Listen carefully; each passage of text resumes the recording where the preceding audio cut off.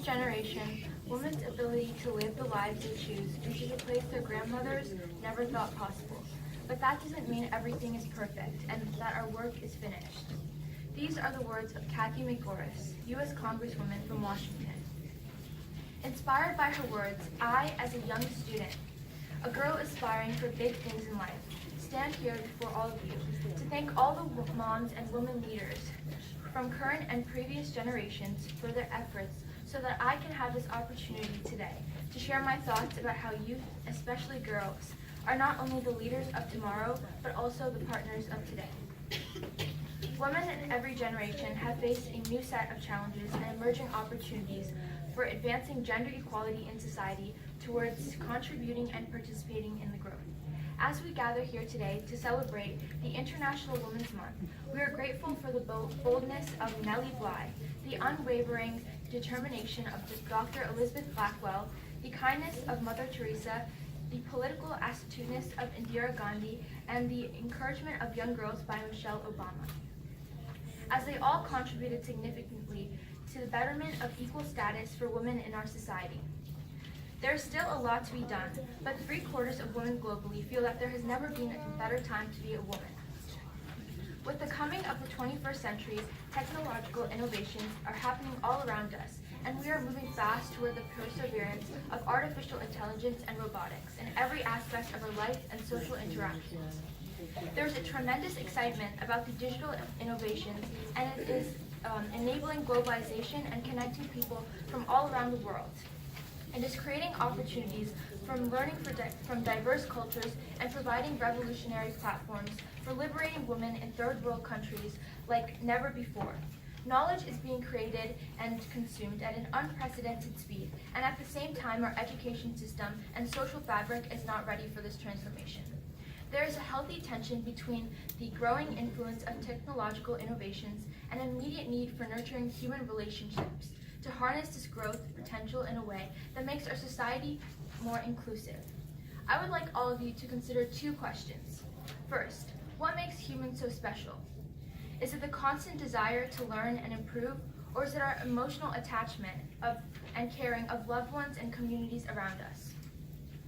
Second, what is more important for human evolution? Is it the technological innovations or strengthening the social fabric of human touch? Here are my thoughts. In the 21st century, as a global citizen, we must progress in a balanced way in both social and technological fields. Digital technology should be used as enablers of social connectedness, not as a substitute for human touch.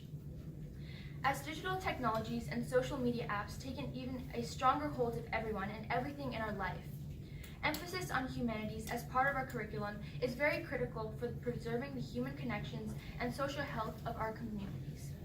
Today, I would like to share my experiences and why it is important to integrate both science and humanities in a more structured way so that we don't need to make a choice, but rather build our future based on both the differentiated qualities of human race. Let me tell you about girls in my generation. I am part of the most diverse generation in American history, commonly referred to Generation Z or I generation, who don't know a world without the internet and smartphones. They say that we were born with smartphones in our hands and we started to type before we started to walk. We can quickly and efficiently shift between school and extracurricular activities with multiple distractions going on in the background, working on multiple tasks at once. We have an immediate access to publishing our thoughts and ideas through social media such as Facebook, Twitter, YouTube, and blogs. However, we spend less time than any other in human history using conversation to communicate. A new study suggests that young women of 21st century, aged 14 to 19, might be the most socially and ethically conscious of any generation yet. This generation doesn't just feel empowered enough to create change, they are already doing it. As a Generation Z girl, I'm preparing to be a successful global citizen.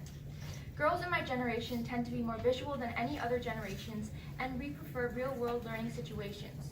We are entrepreneurial and keen on connecting with learning opportunities and growing our network. School curriculum learning is foundational, and it has been critical for our development.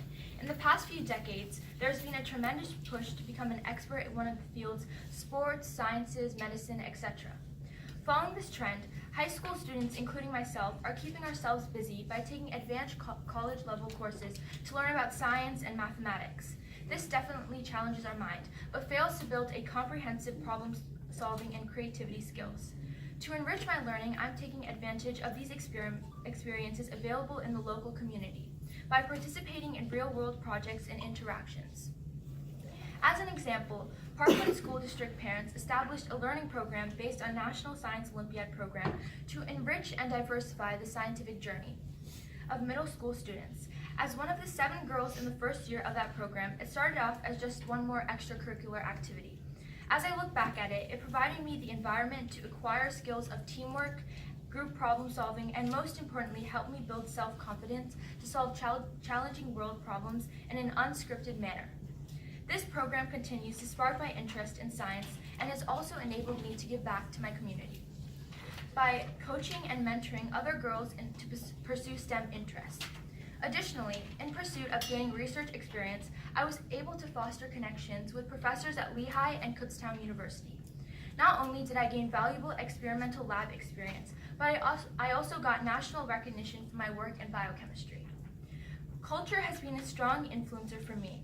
As a second-generation Indian American, I've been blessed with a unique position to experience the cultural diversity. Arts, dance, and music have had an important place in the Indian culture, and there's a stronger emphasis in the community to pass these skills to the next generation. I have benefited significantly by participating and contributing in cultural and social events organized by the local Lehigh Valley Indian Association. For 3 years, I took training in the classical Kuchipuri dance. I certainly enjoyed it, but I didn't master it as well as the people who perform today. My interest took a slight turn, and I became more attracted to the Bollywood version of dance instead. Towards building social skills, I have found volunteerism to be very beneficial. American culture is a shining example of volunteerism and community service. Volunteering has had a positive effect on me and changed my way of thinking. It provided me an opportunity to learn and serve at the same time. In conclusion, the challenges of the 21st century are quite distinct when compared to those of previous decades. Technological innovations are enabling young girls like myself to learn and pursue careers in science and technology. This, along with our social connectedness, puts us at the cusp of breaking the gender gap. In my opinion, to continue our progress, next wave of excellence is going to require combining the skills from the left and right side of our brains to become an effective innovator and problem solver. This puts girls of 21st century from around the world in a very good position to take the leading in building a brighter future for all of humanity. Thank you.